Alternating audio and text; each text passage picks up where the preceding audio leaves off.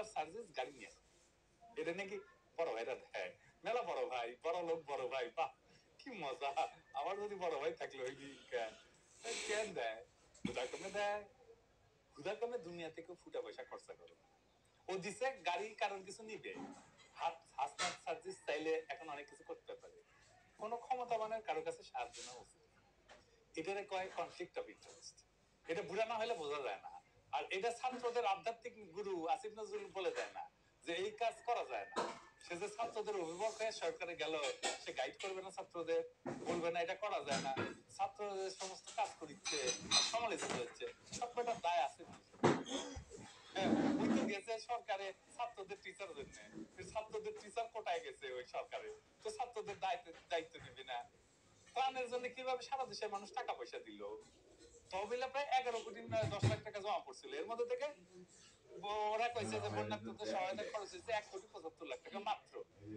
অবশিষ্ট 9 কোটি 35 লাখ টাকা ব্যাংকে জমা রাখা হয়েছে কেন ব্যাংকে রাখার জন্য সবাই টাকা দিছিল না বন্যা ত্রাণ চালানোর জন্য টাকা দিছিল এটা ভিডিও চালাইছে এটা আওয়ামী লীগেরা খুব চালাইতেছে কাপড় থাকে করে নিয়ে ফেলে দিতেছে আমি যেহেতু ভেরিফাই করতে পারি নাই তাও দেখাই রাখলাম দেখেন ভেরিফাই করে এই ভিডিওটা সত্য কিনা আর এই বন্যার সাথে যুক্ত কিনা কিন্তু মিডিয়া নিউজ হচ্ছে যে কাপড় পিছিয়ে দিচ্ছে তাই ওইটা বিশ্বাস করার একটা বিশ্বাসযোগ্য কারণ আছে সেজন্যই দেখালাম এই যে দেখেন সেটা আপনারা ত্রাণ নিলেন ত্রাণ না নিলে টাকা ব্যাংকে রাখলেন বন্যা শেষ টাকা আপনাদের অ্যাকাউন্টে এখন কইতেছেন অডিট করবেন কিন্তু টার্মিনোলজি শিখেছেন তাই না যা দিচ্ছেন যেটি পারেন সেটি জানেন টাকা কেমনে খরচা করবেন এটা প্ল্যান করেন না টাকা তুলে বসে আছেন এখন কইতেছেন পুনর্বাসনের কাজ করবেন 9 কোটি টাকা পুনর্বাসন হয় হ্যাঁ পুনর্বাসন বুঝেন পুনর্বাসন করতে এই বন্যায় কত টাকা পুনর্বাসন লাগবে কে কে করে করবেন জিন্দেগিতে পাবলিক এভাবে টাকা দিবে আপনাদের দিবে না হ্যাঁ দিবে না কয়ে লাগলাম লিখে রাখেন এটা করে দিন যেতেছে আর একটু করে ক্রেডিবিলিটি হারাইতেছেন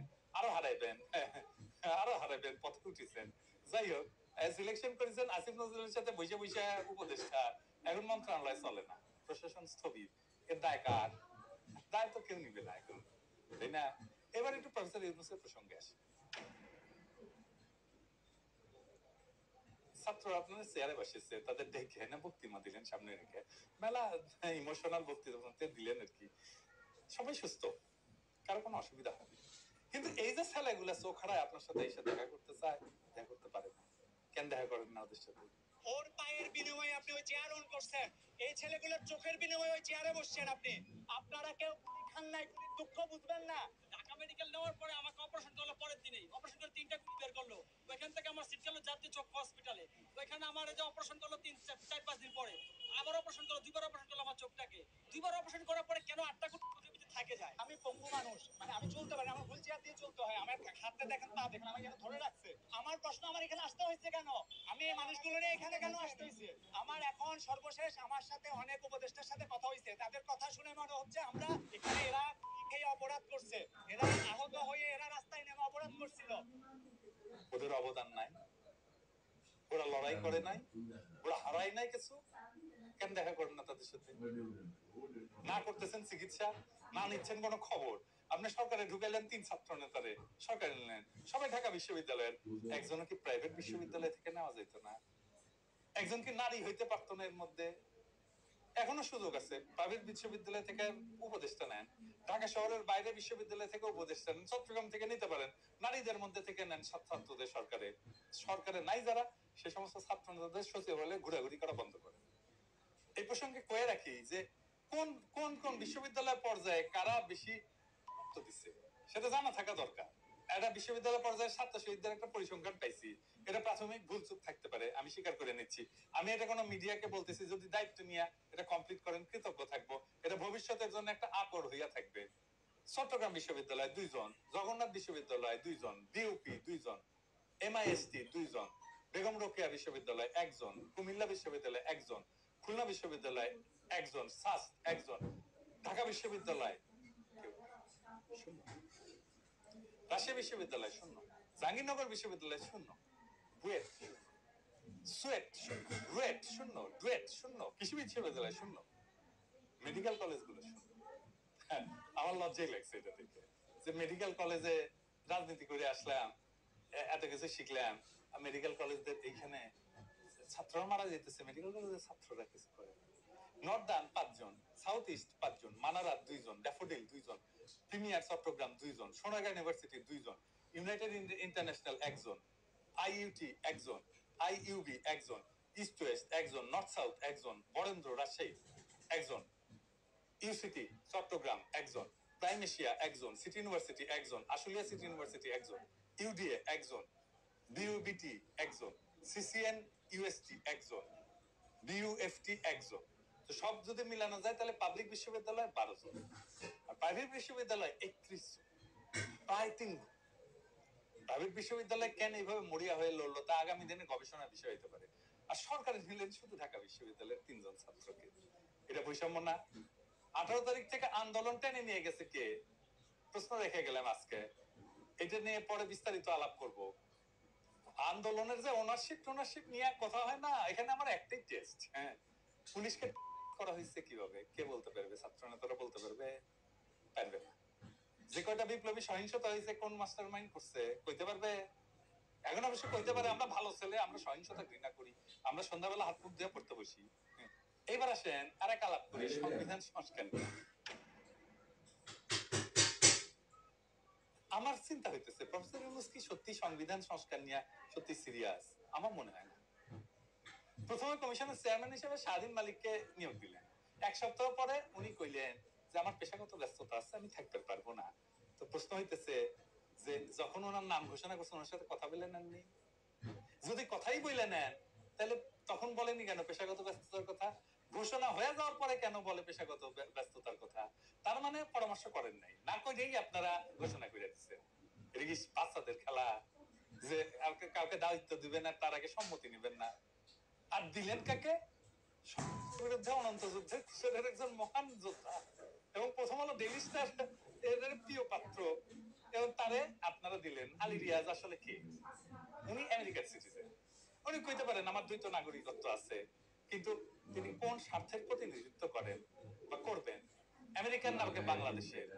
উনি কইতে পারেন যে দুইটারই রাখবো। তো তাইলে কোন তো দেখি ফিলিস্তিনের স্বাধীনতার পক্ষে আপনি, ইসরায়েলকে আপনি দখলদার মনে করেন, বাংলাদেশ তো চীনের বন্ধুত্ব চায়, বাংলাদেশ তো ভারতের আগ্রাসী পররাষ্ট্রনীতির বিরোধী, একই পজিশন কি আমেরিকা নেয়?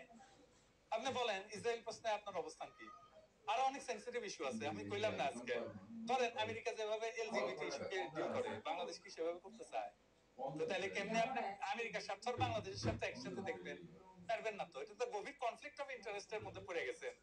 আরো আরো আলাপ আছে, আসেন দাঁড়ান যায় না স্যার, আরো আলাপ আছে, শুনে নেন।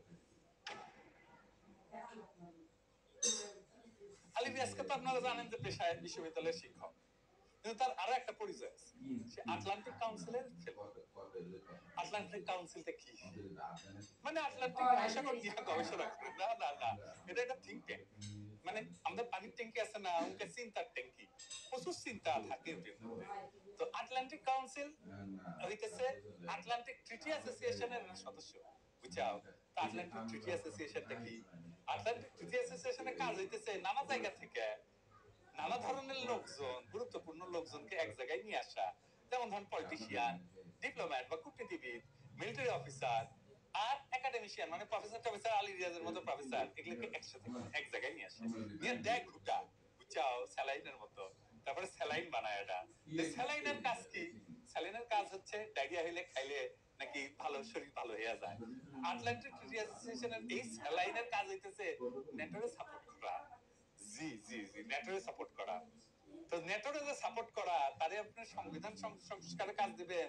প্রফেসর ইউনূস আপনি করতেছেন কি? নেটোর লোক আইনা সংবিধান সংস্কার করছেন? এটা আপনার বুদ্ধি নাকি কেউ বুদ্ধি দিছে, আমেরিকা দিছে? হ্যাঁ, আপনার একটা কথা কই, আপনি কি জানেন যে আপনার সবচেয়ে উইক পয়েন্ট কোনটা? উইক পয়েন্ট হইতেছে আপনি একজন কঠিন আমেরিকান বন্ধু। এটা আপনার ইমেজ বাংলাদেশে সাধারণ মানুষের মধ্যে। বাংলাদেশের সাধারণ মানুষ আমেরিকারে পছন্দ করে। বড় লোকরা করতে পারে, সুশীলরা করতে পারে, এই মধ্যবিত্ত মিডল ক্লাসরা করতে পারে, কিন্তু সাধারণ মানুষ করে না। এই যে আপনার নাকি ছাত্ররা চাকরি দিচ্ছে বলে আপনি আপনি বলেন যে আপনারা ছাত্ররা চাকরি দিচ্ছে, কিন্তু আপনার বৈধতা উৎপাদন করেছে কে, কারা? আপনি চেনেন তাদের? চেনেন না। আপনি আমেরিকান বন্ধু এটা জানার পরেও কারা জনগণকে বুঝাইছে যে আপনাদের মাইনে নিতে হবে? তার মধ্যে এই বান্দাও একজন, এই বান্দা একজন। আর আপনি সাইধা নেটল লোকরা ডেকে না সংবিধান সংস্কার করাইতেছেন। আপনার উপদেষ্টাদের বেশিরভাগ ভালসুন টু দি পাওয়ার ইনফিনিটি, কেউ কেউ জাউরা টু দি পাওয়ার ইনফিনিটি, যেমন আলী ইমাম মজুমদার। তো আপনার নাই পুলিশ, নামাইতেছে সেনাবাহিনী, সেই সেনাবাহিনী আবার আপনার কথা শুনে না। আপনার মাথার উপরে বসে আছে চুপুর মতো এক বাকশালী জাউরা। আপনার প্রশাসন বেড়াছাড়া অবস্থা। আপনার নিয়োগকর্তা ছাত্রদের জনপ্রিয়তা দরবেশ বাবার শেয়ার মার্কেটের মতো নিম্নমুখী। পার্বত্য চট্টগ্রাম চলতেছে, আপনি এই টাইমে এই রিস্ক নিলেন। উনি কেমন টিচার সে আলাপে আজকে আর গেলাম না, যদি দরকার পড়ে যাব। আমাদের ভবিষ্যতের সরকার যে সংবিধানের শপথ নেবে, সেই সংবিধান সংশোধনের জন্য আমাদের এমন একজনকে নিয়োগ করতে হবে যার পাসপোর্টটা বিদেশি আর যে নেটোর কাজ করে। তো তাইলে আমরা যুক্তরাজ্যের একজন শিক্ষিত সংবিধান বিশেষজ্ঞকে নেই না কেন? ওনার চেয়ে ভালো হবে, অন্তত সংবিধানে পর্যাপ্ত জ্ঞান এবং দক্ষতা থাকবে। তারপরে তো আমাদের সরকার তো ওয়েস্ট মিনিস্টার ধাঁচের সরকার, তাই না? উনি তো কাজ করেন আমেরিকায়, আমেরিকান স্টাইলে। কিন্তু প্রফেসর আলী রিয়াজ যদি সত্যি পদটা চান, তাহলে যে কাজটা করতে হবে, তাহলে মার্কিন পাসপোর্ট ফেরত দিতে হবে, মার্কিন নাগরিকত্ব পরিত্যাগ করতে হবে, কইরা তারপরে আসতে হবে। ওই দ্বৈত নাগরিকত্বের অজুহাত এখানে চলবে না। আমরা 100% বাংলাদেশি চাই, এর চেয়ে কম কিছু না। এই বিষয়ে কোনো আপোষ চলবে না। বাংলাদেশের প্রতি পূর্ণ আনুগত্য আছে এমন কেউ সংবিধান সংস্কারের কাজ করবে। প্রফেসর ইউনূস, আপনি কি রাষ্ট্র চিন্তা বলে একটা প্রতিষ্ঠান আছে জানেন? ওরা সংবিধান নিয়ে সিরিয়াস কাজ করে, অনেকদিন থেকে করতেছে। এই লড়াইয়ে ছিল, মাঠে ছিল, রাজপথে ছিল। বাংলাদেশের সংবিধান নিয়ে সিরিয়াস কাজ করছে ফারুক মজার। ওনাদের বাদ দিয়ে আপনি যারা নিছেন, ওনাদের হাতে মাখা সংবিধান আমরা খাবো। Case finish. আপনার সবচেয়ে বড় সমস্যা কি জানেন প্রফেসর ইউনূস? আপনি কারোর সাথে আলাপ করেন না। আপনি যদি আপনার সরকারকে টিকায় রাখতে চান, আপনাকে এনগেজ হইতে হবে সিভিল সোসাইটির সাথে, যারা এই ফ্যাসি বিরোধী লড়াইয়ের মধ্যে দিয়ে তৈরি হয়েছে। মাইন্ড ইট, ওই পুরানা আমলের বুড়া ধুরাদের দিয়ে চলবে না। আপনি দেশবাসীকে আহ্বান জানাইতেছেন, দেশবাসী যাদের কথা শুনে তাদের গুরুত্ব দেওয়ার কোনো আপনার হলদল নাই। আপনি তাদের আহ্বান জানান না, এমনি চলবে? চলবে না। আপনার সরকার ফেল করুক, সেটা আমরা চাই, কেউ চাই। কিন্তু এটা ভাবেন না সবকিছু মুক্তে পাইয়া যাবেন আমাদের সাথে। ন ফেলো করি মাখো তেল। আপনার সরকারকে আমরা অনেকে এখন নিজেদের সরকার ভাবতে পারতেছি না। আপনার সরকারকে নিজেদের সরকার ভাবতে পারবো, এরকম ব্যবস্থা আপনাদেরই করতে হবে। আপনারা একটা জরিপ দেখাই, আমি ইউটিউবে করছিলাম, আমার ইউটিউবে মাঝে মাঝে জরিপ করি। দেখেন, অনেক মেলা মানুষ ভোট দিছে। এইখানে ভোট দিছে প্রায় 6 লাখ লোক ভোট দিছে। আপনি যখন সরকার গঠন করলেন, তখন 73% লোক আপনার নিয়ে খুশি ছিল।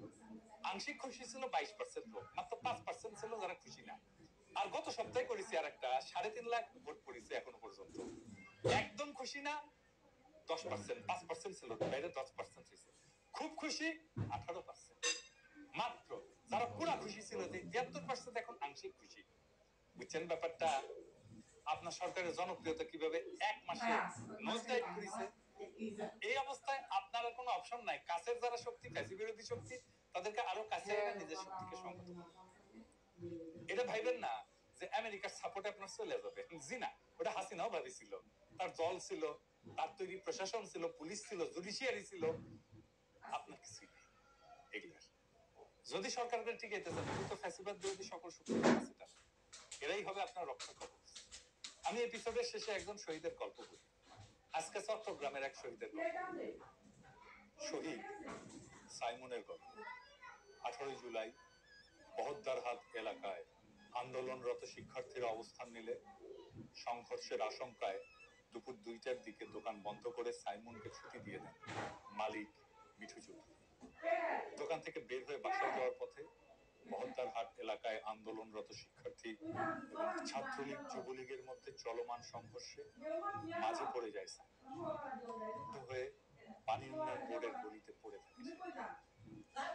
পরে স্থানীয়রা অচেতন অবস্থায় পড়ে থাকা সাইমনকে উদ্ধার করে চট্টগ্রাম মেডিকেল কলেজ হাসপাতালে নিয়ে গেলে চিকিৎসকরা তাকে করে। তার বুকে আর পিঠে দুটি চিহ্ন দেখা যায়। সাথে কোনো আইডি কার্ড বা মোবাইল ফোন না থাকায় তার পরিচয় প্রথমে শনাক্ত। সাইমনের বয়স যখন মাত্র 13 বছর, তখন ক্যান্সারে মারা যায় বাবা আমিন নাসির। মা রহিমা বেগম বুদ্ধি প্রতিবন্ধী বড় ছেলে এবং সাইমনকে নিয়ে চালিয়ে যান জীবন সংগ্রাম। মাত্র 10 বছর বয়সে 30 টাকা বেতনে একটা চায়ের দোকানে কাজ নিয়ে জীবন সংগ্রামে মায়ের সাথে যোগ দেয়। বছর 3 আগে গ্রামের বাড়ি সন্দ্বীপের বক্তারহাট এলাকা থেকে চট্টগ্রামের বক্তারহাটে একটা মুদি দোকানে বিক্রয় কর্মী হিসেবে যুক্ত। পরিকর্মা এবং চটপটে স্বভাবের কারণে সবাই তাকে পছন্দ।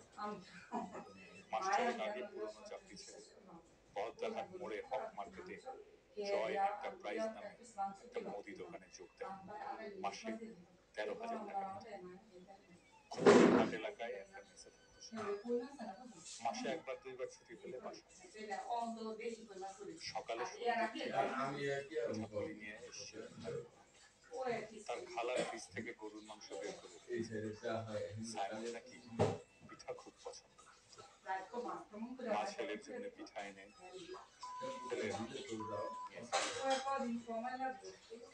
প্রফেসর ইউনূস, আপনাকে ছাত্ররা চায়, আপনাকে এই সাইমনরা বুকের রক্ত দিয়ে অভিষিক্ত করছে ক্ষমতা। ওটাই গণক্ষমতা। ওই ক্ষমতা আমরা আপনাকে আমেরিকার পদতলে অর্ঘ্য দেওয়ার জন্য দিই। আমরা এটা হইতে দেব না। ইনকিলাব জিন্দাবাদ।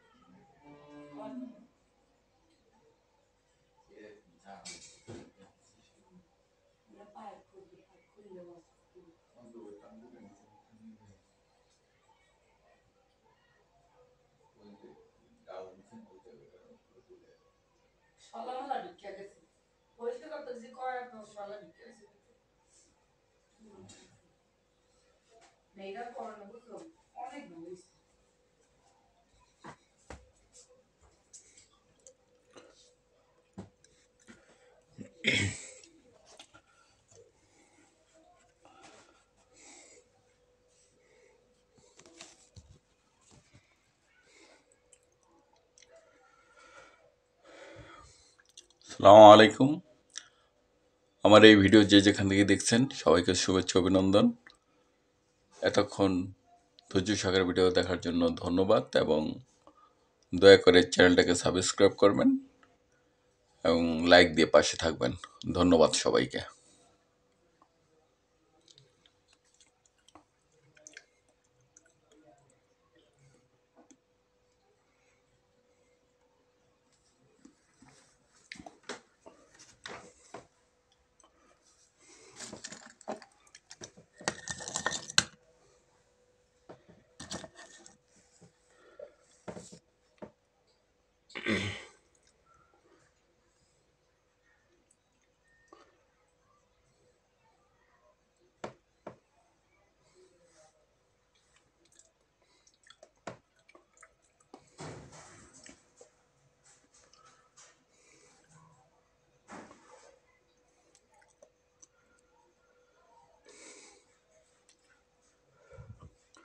ভিডিওটি কেমন লাগলো আপনারা দয়া করে জানাবেন এবং কমেন্ট বক্সে লিখে জানাতে পারেন আপনাদের ভিডিওটি কেমন লেগেছে।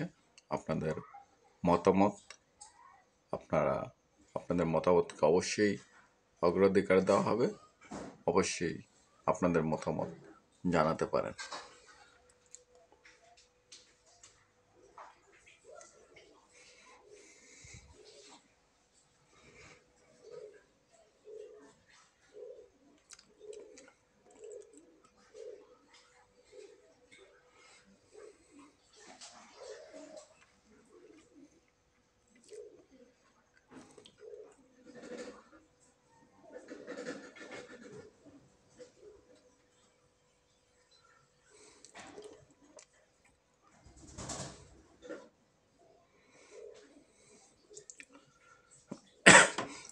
আবারও সবাইকে ধন্যবাদ এবং শুভেচ্ছা।